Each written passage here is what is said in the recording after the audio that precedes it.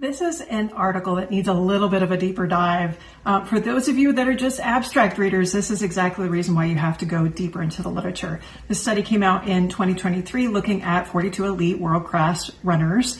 And if you read the abstract, it just mentions there's a successful return within 1 to 3 years, which is exciting, great, wonderful. Read a little bit further. Yes, 56% improved in performance in postpartum. However, 50% of these athletes suffered injuries postpartum. Half. So stress fractures, tendon issues, pelvic dysfunction, all things that we need to be talking about. So what can we take from this? First of all, gradual return matters. The runners who eased in and stayed patient had better long-term outcomes. Training load is key. So those who maintained moderate training during pregnancy came back a little bit stronger, to like 30 to 60% of their pre-pregnancy load. High intensity work took a back seat. So nearly all of them cut speed work and focused on strength, mobility, and endurance first. Totally agree with that. But injury risk is real, especially with our postpartum lactating athletes that are trying to get back because this is kind of their day job.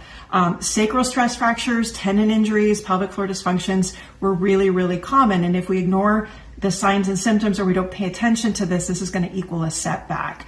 We've had several of these athletes, not necessarily for this particular study, but we've had several elite athletes on the podcast talking about stress injuries. Rachel Drake is one. We've had physical therapists to the elites, Jessica Dorrington talking about this. Like, something we need to pay attention is RED, so relative energy deficiency in lactating athletes. And then finally, everybody's timeline is different.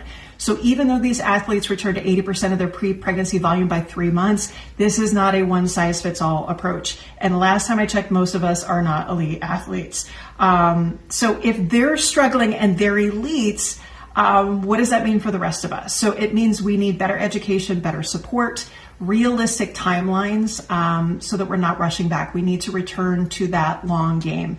So for you, kind of hearing that, how does that affect how you look at postpartum return to run? And have you felt pressure to bounce back? I know I certainly did with my first, chilled out a little bit more with a second. But yeah, I'd love to hear from you kind of what you think about this study.